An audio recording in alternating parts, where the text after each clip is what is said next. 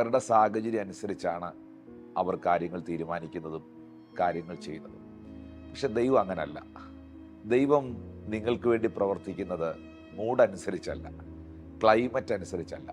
ഏത് കാലാവസ്ഥയിലും, ഏത് കാലഘട്ടത്തിലും, ഏത് മാസത്തിലും, ഏത് സാഹചര്യത്തിലും ദൈവം നമ്മുടെ ഒപ്പമുണ്ട്.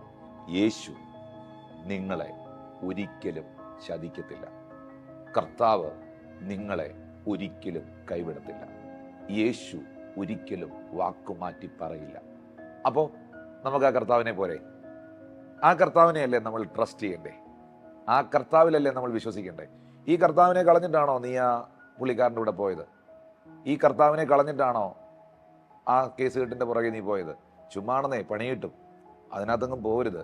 നിനക്ക് ട്രസ്റ്റ് ചെയ്യാൻ കഴിയുന്ന, നിനക്കുറപ്പായി വിശ്വസിക്കാൻ കഴിയുന്ന, നിന്നെ ചതിക്കുകയില്ലെന്ന് ഉറപ്പുള്ള ഒരുത്തനേ ഉള്ളൂ, ഒറ്റ വ്യക്തിയേ ഉള്ളൂ.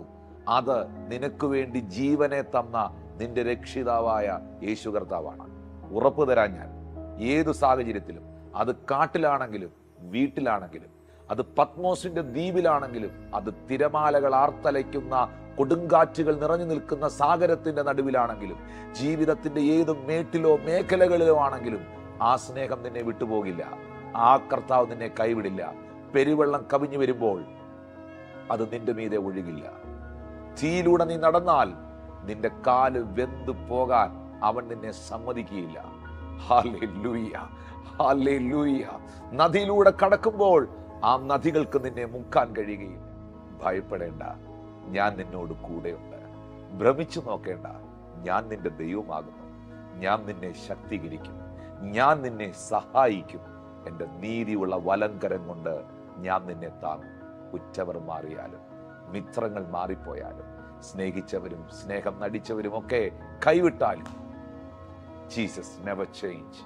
His love never change. Hallelujah. His love never fails. Hallelujah. കർത്താവിന്റെ സ്നേഹം ഒരിക്കലും പരാജയമാകത്തില്ല. അവനിൽ വിശ്വസിക്കുന്നവർ, അവനിൽ ആശ്രയിക്കുന്നവർ കർത്താവിൻ്റെ ഒരു നല്ല ആമീൻ പറഞ്ഞേ.